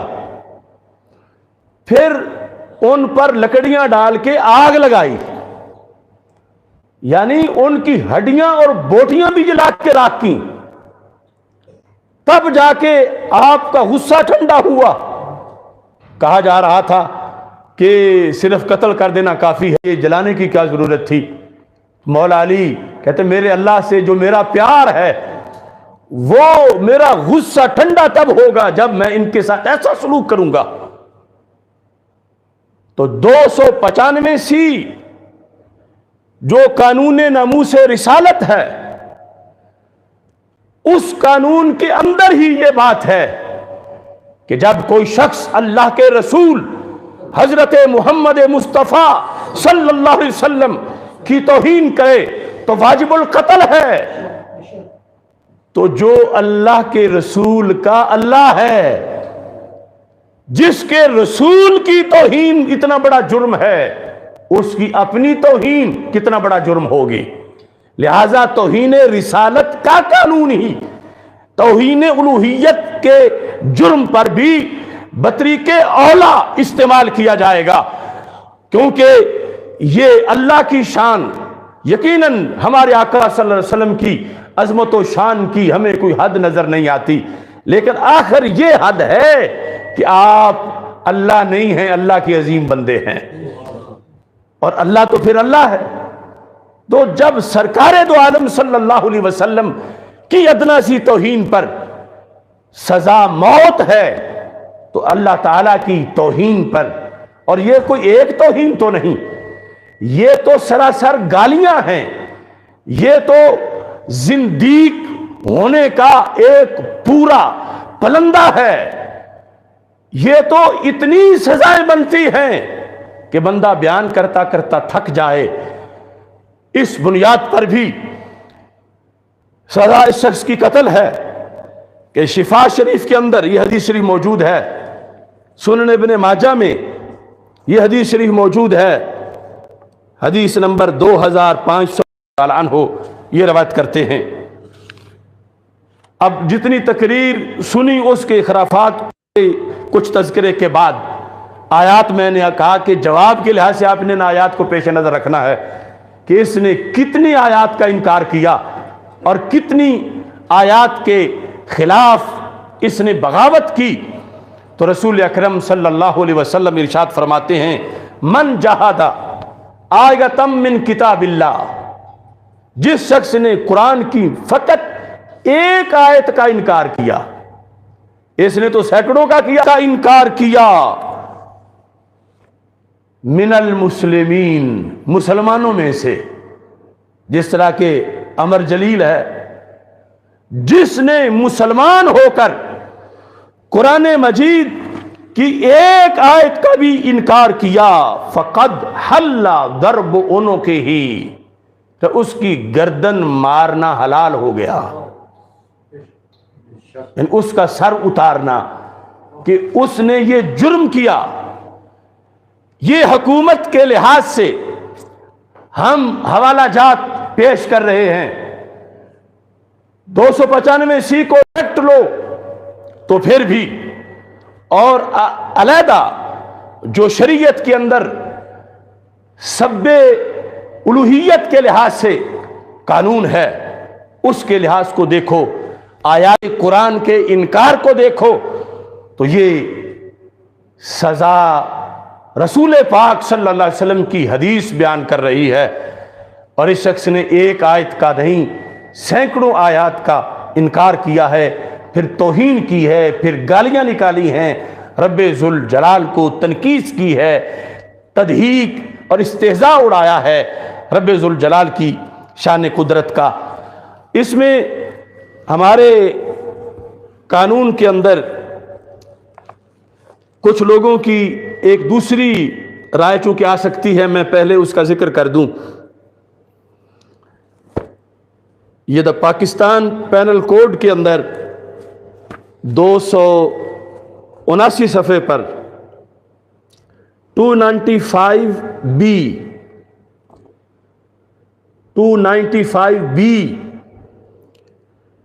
اس میں یہ ہے defiling of copy of Holy Quran, however willfully defiles, damages or desecrates a copy of the Holy Quran of an abstract therefore purpose shall be punishable with imprisonment for life۔ یعنی توہین قرآن، توہین آیات کے لحاظ سے یہ جو 295B ہے، اس کے اندر یہ قرآن مجید کے کسی ایک اقتباس، کسی ایک آیت، کسی ایک حصے کی جو توہین کرتا ہے یا اس سے کوئی توہین امیز کسی مقصد کے لیے اس کو استعمال کرتا ہے، فار لائف۔ لیکن یہ میں ایسا کہنے والوں جو یہ پیش کریں عمر قید کے لحاظ سے، تو ان سے یہ درخواست کروں گا کہ اس مجرم کی سزا عمر قید نہیں ہے، بلکہ اس کی سزا سزائے موت ہے، چونکہ اس کا جرم اس شک سے کہیں بڑا ہے جو یہ جو 295B کے اندر لکھی ہے، بلکہ یہ جرم 295C سے بھی کہیں بڑا ہے، اور اس کا حکم اگر نئے سرے سے قانون سازی نہیں کر سکتے، وہ جو اسمبلیوں میں بیٹھے ہوئے لوگ ہیں چکی ہے، وہ اس سلسلے میں کفایت کرتی ہے، کیونکہ ایک جو نچلے درجے کا اس کے مقابلے میں جرم ہے، جب اس کی سزا ایک طے شدہ ہے تو اس سے جو اوپر والا جرم ہے اس کے لیے یقیناً وہ سزا اس کے لیے کافی قرار پائے گی، من وجہ اگرچہ شریعت کے کئی ضابطے تو اس طرف بھی جائیں گے کہ اس کو پھر جلایا بھی جائے اور اس طرح کی صورتحال، بہرحال 295C اس پر لگائی جائے، اور اس سلسلہ میں تمام علماء و مشائخ کو اپنی آواز بلند کرنی چاہیے کہ اس ملک خداداد پاکستان کے اندر اگر ایسی باتیں ہوتی ہیں تو یہ لوگ ہیں امن کے دشمن، یہ لوگ ہیں جن کی کو بے لگام چھوڑا گیا ہے، یہ وہ لوگ ہیں کہ جو پاکستان کی سالمیت کے دشمن ہیں۔ ان لوگوں کی گفتگو کے بعد نظریہ پاکستان کی تو کوئی گنجائش ہی نہیں بچتی، جن کے نزدیک مندر، مسجد اور گرجا ایک ہی چیز ہیں۔ لہٰذا ہمارے اداروں کو اس طرف خصوصی لحاظ سے متوجہ ہونا چاہیے۔ اللہ تعالی ہم سب کا حامی و ناصر ہو۔ رب ذوالجلال ہماری یہ چھوٹی سی کاوش کو اپنے دربار میں قبول کرے۔ اگر اس سلسلہ میں کسی کو مزید علمی لحاظ سے مواد کی ضرورت پڑے گی تو انشاءاللہ ہم اپنے آپ کو اس سلسلہ میں بھی پیش کرتے ہیں۔ ہمارا کام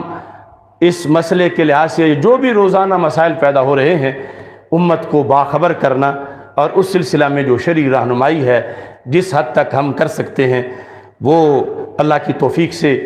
یہ کر رہے ہیں۔ انشاءاللہ 4 اپریل کو بکی شریف کے اندر، بکی شریف وہ وادی تصوف، وہ علم و حکمت کی بستی، وہ حضرت حافظ الحدیث امام الاسد حضرت پیر سید محمد جلال الدین شاہ صاحب نقشبندی قادری قدس سر العزیز کا مقدس ہو رہے ہیں۔ اس مقدس دھرتی پر 4 اپریل دن کے ٹائم صبح 9 بجے لبیک یا رسول اللہ صلی اللہ علیہ وسلم کانفرنس انشاءاللہ منعقد ہوگی۔ تمام لوگ جو سن رہے ہیں، جو آگے سنیں گے، وہ اس چیز کو ذہن میں رکھیں۔ پروگرام اللہ کے فضل سے فائنل ہے، اور کسی قسم کی کوئی افواہ اس پر آپ کان دھرے بغیر سارے حضرات اس مقدس بستی کے اندر آپ پہنچیں اور اس کانفرنس میں شرکت کریں۔ اللہ تعالی ہم سب کا حامی و ناصر ہو۔ وآخر دعوایا ان الحمد للہ رب العالمین۔ درود شریف 3 بار پڑھ۔ الصلاۃ والسلام علیکہ یا سیدی یا رسول اللہ وعلی آلک وصحبک یا حبیب اللہ۔ الصلاۃ والسلام علیکہ یا سیدی یا رسول اللہ وعلی آلک وصحبک یا حبیب اللہ۔ الصلاۃ والسلام علیکہ یا رسول اللہ وعلی آلک وصحبک یا حبیب اللہ۔ الحمدللہ رب العالمین والعاقبۃ للمتقین والصلاۃ والسلام علی رسولہ الکریم۔ استغفر اللہ لا الہ الا اللہ وحدہ لا شریک لہ لہ الملک ولہ الحمد وہو علی کل شیء قدیر۔ یا اللہ ہماری اس کاوش کو دونوں جہاں میں ہماری نجات کا باعث بنا۔ یا اللہ سب کی دلی نیک تمنائیں پوری فرما۔ یا اللہ رب ذوالجلال، اے اللہ اپنے فضل و کرم سے ہمیں حق کا پرچم مزید بلند کرنے کی توفیق عطا فرما۔ 4 اپریل کو بطریق احسن لبیک یا رسول اللہ صلی اللہ علیہ وسلم کانفرنس منعقد کرنے کی توفیق عطا فرما۔ یا الہ العالمین صحت و عافیت کے ساتھ ہمیں رمضان المبارک کا استقبال کرنے کی توفیق عطا فرما۔ یا الہ العالمین تمام بیماروں کو شفا عطا فرما۔ یا الہ العالمین بندہ ناچیز کی ساری بیماریوں کو دور فرما۔ یا اللہ اپنے فضل و کرم سے شفا کاملہ عاجلہ عطا فرما۔ یا الہ العالمین نبی اکرم صلی اللہ علیہ وسلم کے عظیم مرتبہ کے طفیل حاضرین کے جتنے بھی رشتہ دار مرد و زن حالت ایمان میں دنیا سے جا چکے ہیں سب کی بخشش فرما۔ مفتی محمد عابد جلالی صاحب اور والدہ محترمہ مرحومہ کی بخشش فرما۔ والد محترم کو شفا کاملہ عاجلہ عطا فرما۔ یا الہ العالمین نبی اکرم صلی اللہ علیہ وسلم کے عظیم مرتبہ کے طفیل ہم سب کو قیامت کے دن رسول پاک صلی اللہ علیہ وسلم کے جھنڈے کے نیچے جگہ عطا فرما۔ وصلی اللہ تعالی علی حبیبہ خیر خلقہ سیدنا و مولانا محمد و علی